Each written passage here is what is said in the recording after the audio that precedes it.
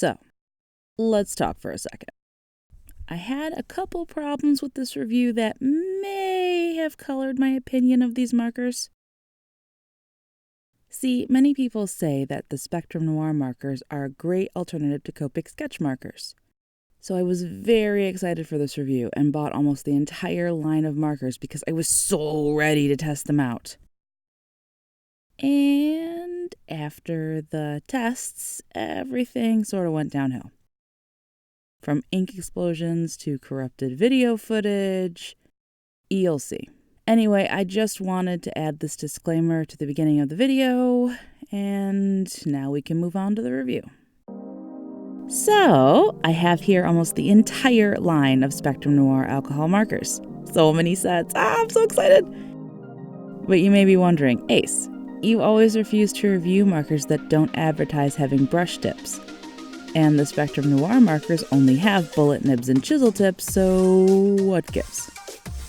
Well, I wasn't going to review them for exactly that reason, but then I found out something magical! And I ended up spending even more on these markers because you can get brush tips to replace the chisel nibs with.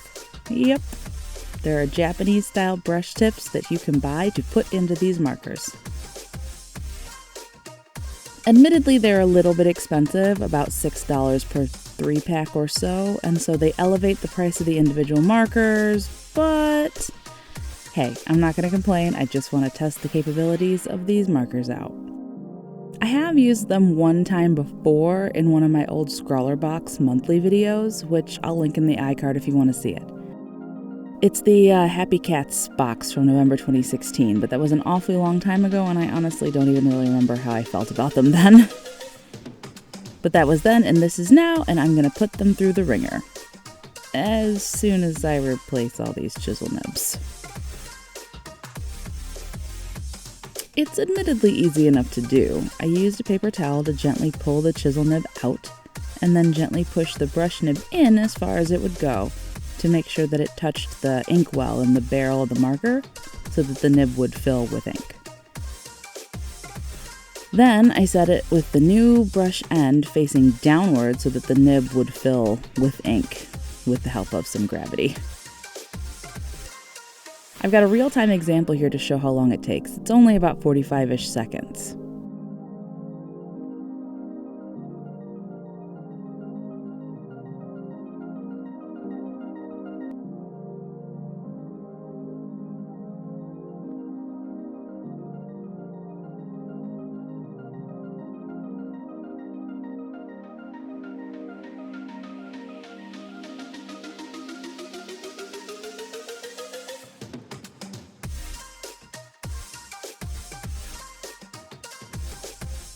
The other kind of unfortunate thing I noticed is that in every, I'm going to say maybe 10th pack of nibs or so, there was a defective one.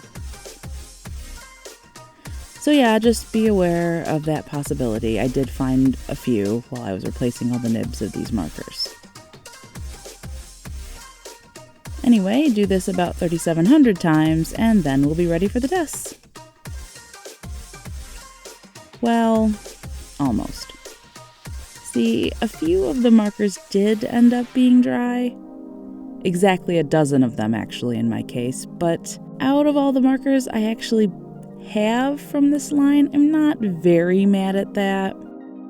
Especially because they do sell refill inks for these markers. And even though I purchased a few of the refills to test them out before I started this review, fortuitously one of the refill colors I purchased actually happened to be one of the colors that was dry. So yeah, we're also going to explore refilling these. This FS2 is the offending dry marker, and here's the refill. It comes in this little pot with a very long eyedropper cap. However, it does not actually tell me how much ink to put in this marker, so I'm gonna assume I should put one dropper full in since the marker is totally dry. We'll see how that goes.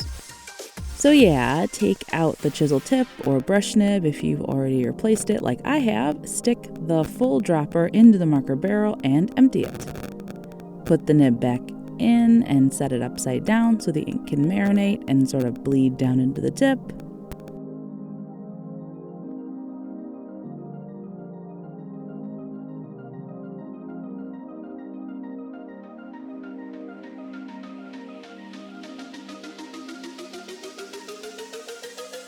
Also, apparently a dropper full was way too much because when I took off the cap, there was an ink explosion, which ruined a page in my sketchbook and got all over everything.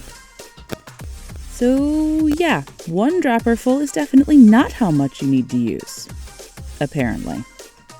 Right, well, moving on, let's do some swatches. The colors are nice and smooth and vibrant, though like my Neo Pico Deleter review, I'm not swatching every color since that would likely fill an entire page with swatches. So I'm just doing 48 here to give an idea of, what the ink is like, which is very nice and vibrant, whether it's darks, lights, pastels, brights, it's very nice ink.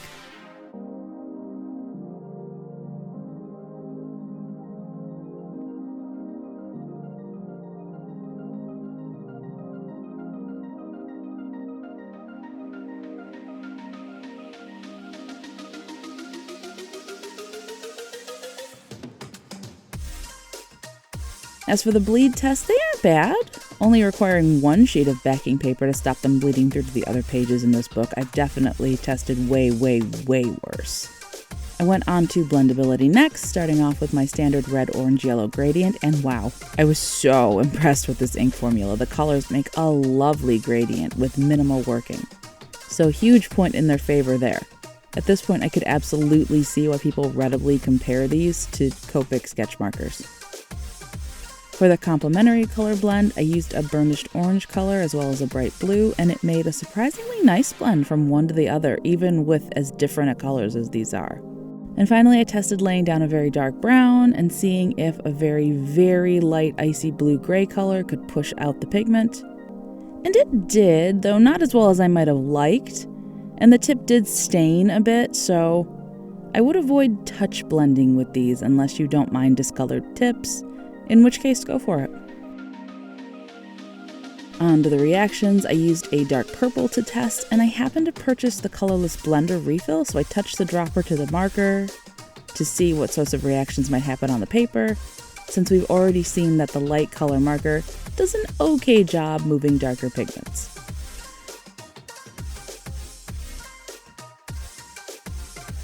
At first, it was a really cool reaction, very reminiscent of how the Uchida La Plume markers react to acetone with these big, bursty-like blooms. But once it dried, that died back almost completely and became much less impressive. The same thing happened with the acetone, though there was an interesting grading effect toward the bottoms of the dots that almost looked like the highlight on a bubble or something. So again, cool when wet, not as cool when dry, but an interesting, subtle sort of effect. Alcohol makes the ink smear a bit and lifted out a magenta-ish color from the purple, so that could be cool for adding a glow effect or something with these. However, water also makes a very similar effect happen, though not as intensely, so I would avoid adding any sort of watercolor or using water-based markers in conjunction with these markers.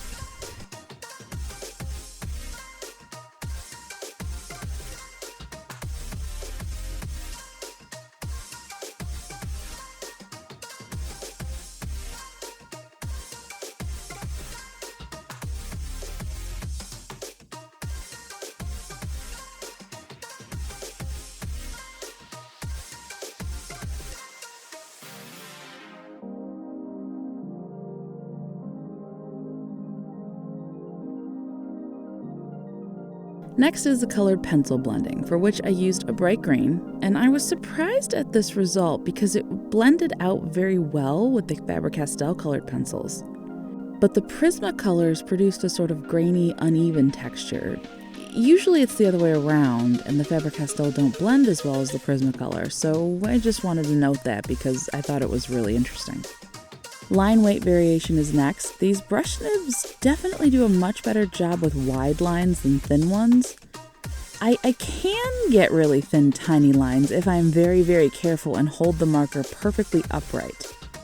However, when I hold it at an angle, as I normally do while coloring or writing, I get a much fatter line even at its thinnest. And now, with the testing done, I am starting the speed paint, and I'd like to introduce my new upright drawing table.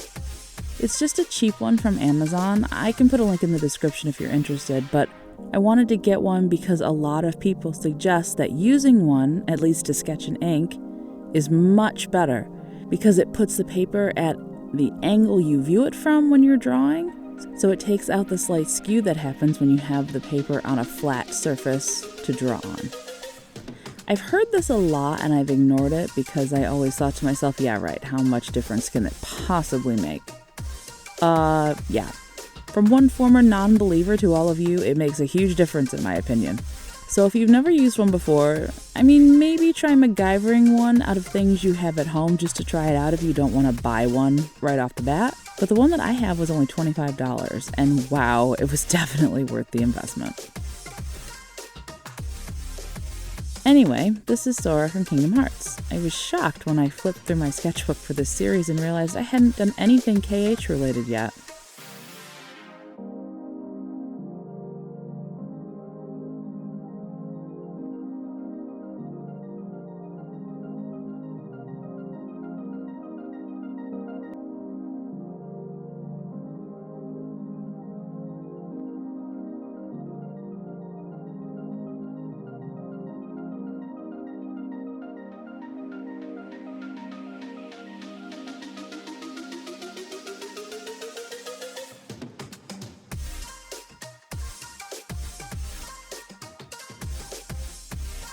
And this is the first video where I am adding 2 more fineliner brands to my tests. That's right, introducing the Prismacolor Illustration Marker, which is the one on top, and the Unipin Fineliner, which is the one on the bottom. So yeah, in this video we are testing 8 different liners with these markers this time. I split them up like I do normally, lining the center with each one in their respective sections, with the exception of the Unipin and Faber-Castell. For some weird reason, I switched them, so the area labeled Faber-Castell is actually the Unipin fineliner, and the area labeled Unipin is actually Faber-Castell. Hey, we're off to a super confusing start.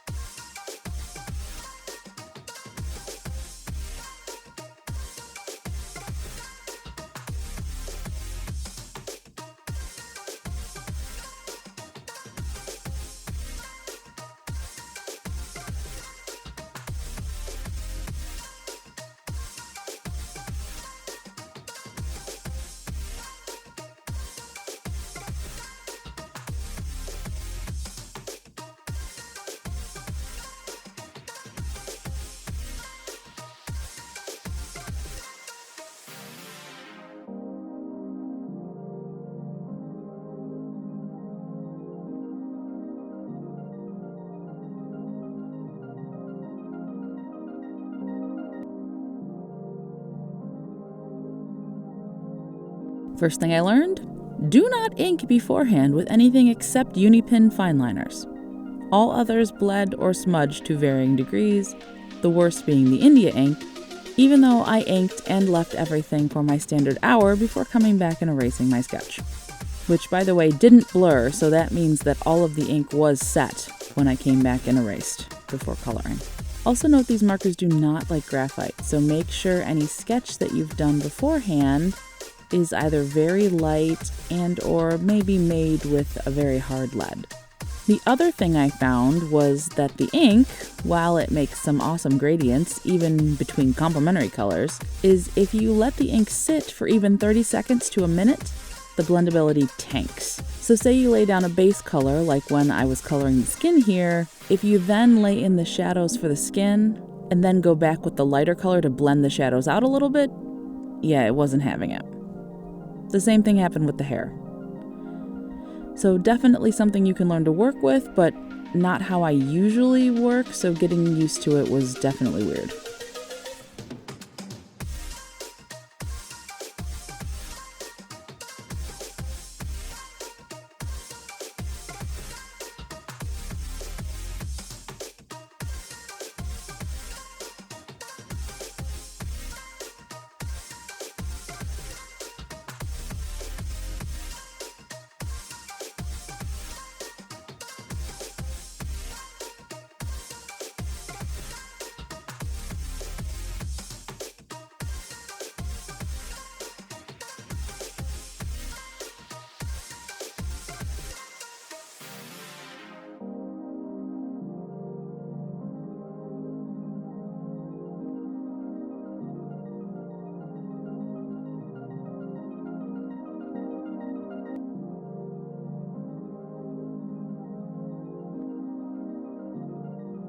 And everything gets 1,000,000% better because for the first time my video footage was corrupted. Yeah. Everything you just saw is all you get because I have nothing else. It's gone. So now all you get is the final inking after the color is done and highlights. Super not happy.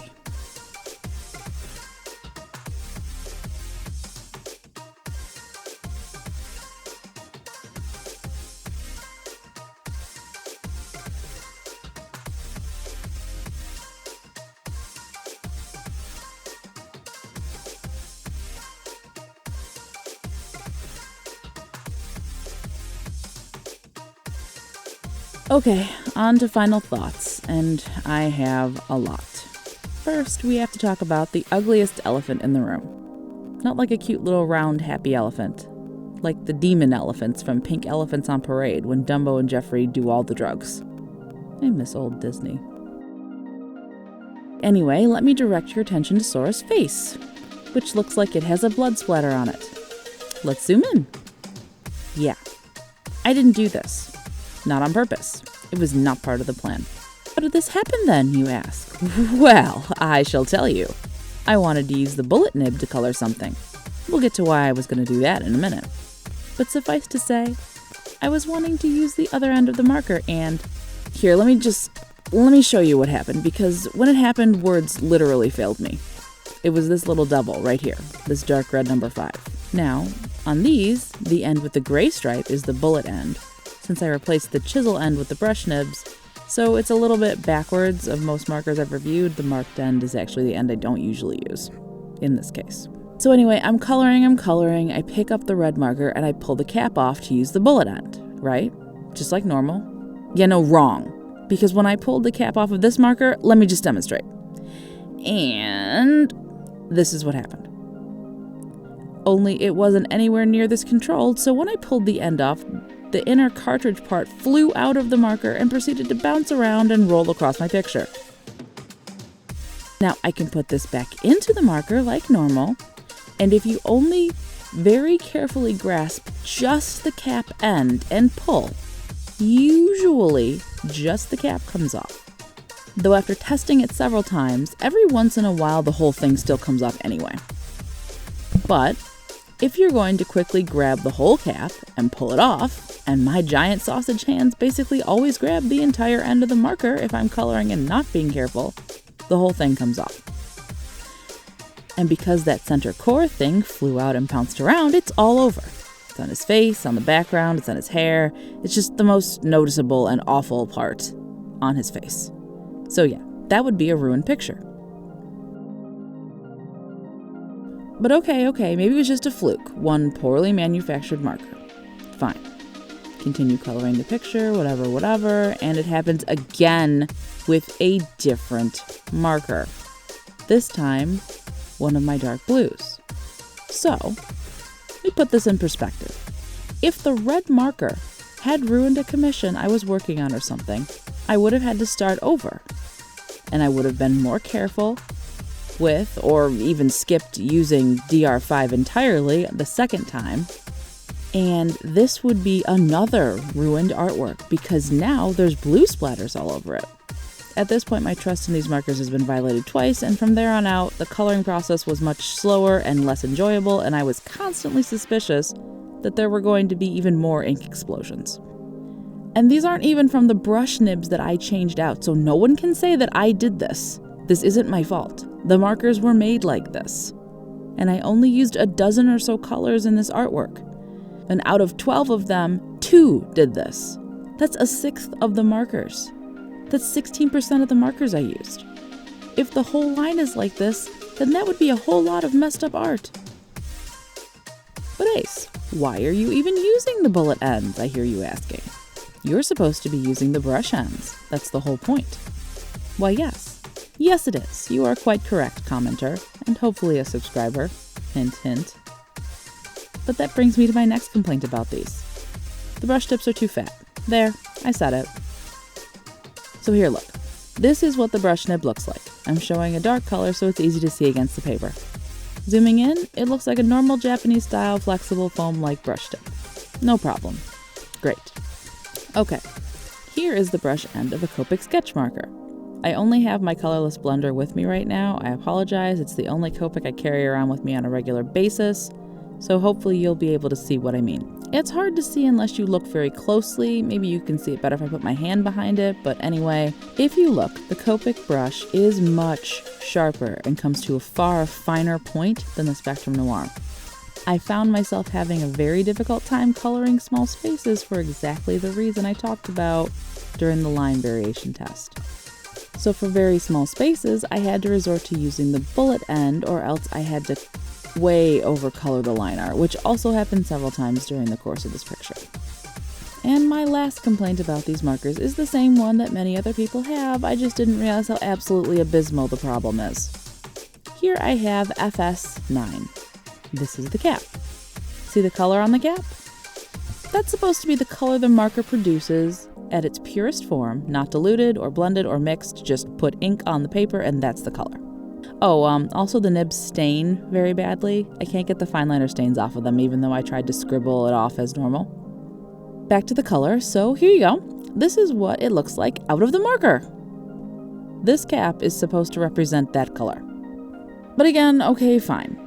If you learn the caps don't really correspond to the true color of the marker, you can still infer by the naming system what colors are in the same color family, since they'll have the same letters on the cap, and by the number, you can infer how dark or light the color is, right? Alright, sure, let's test that theory. Considering how dark the FS9 is, it would stand to reason that, okay, I guess the higher the number, the darker the color. Let's take a look at FS3 and FS4.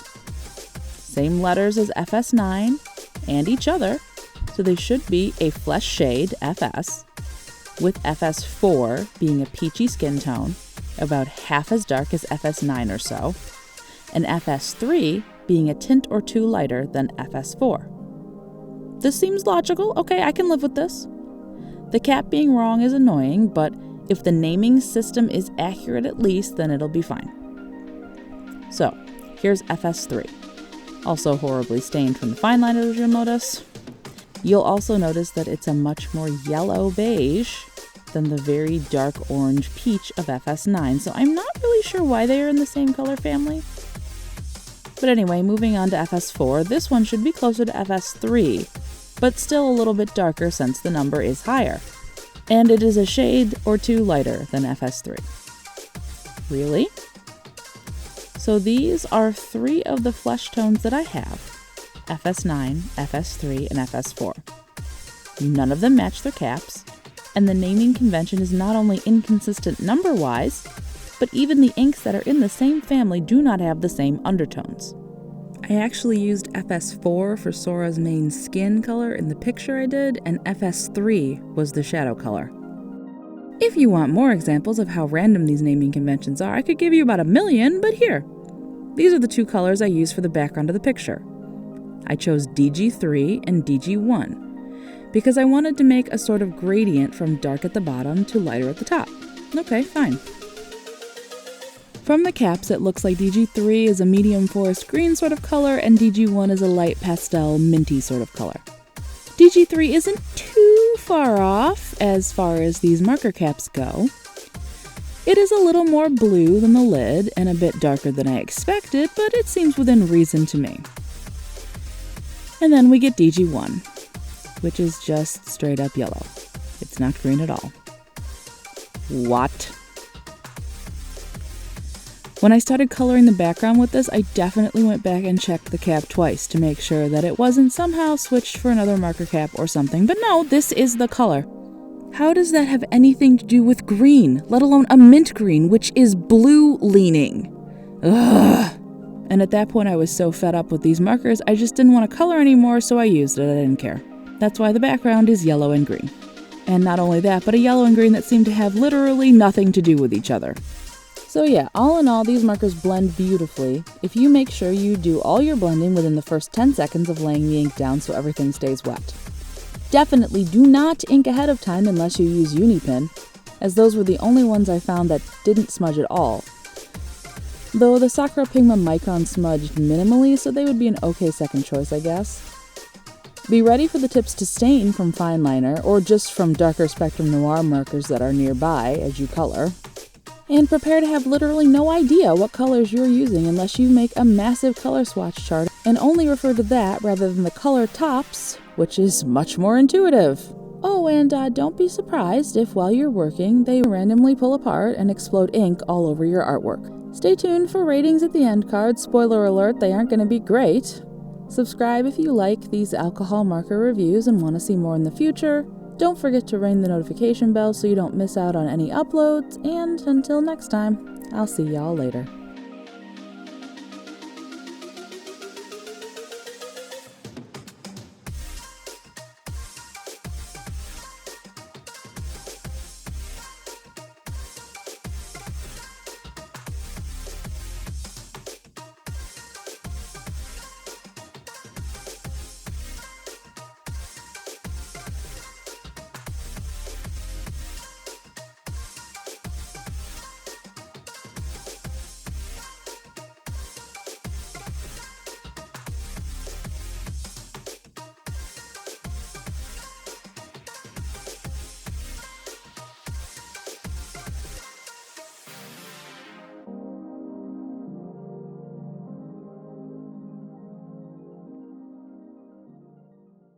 I don't usually do or say this, but I'm taking a page from Nerdy Crafter's book. These markers belong in the trash.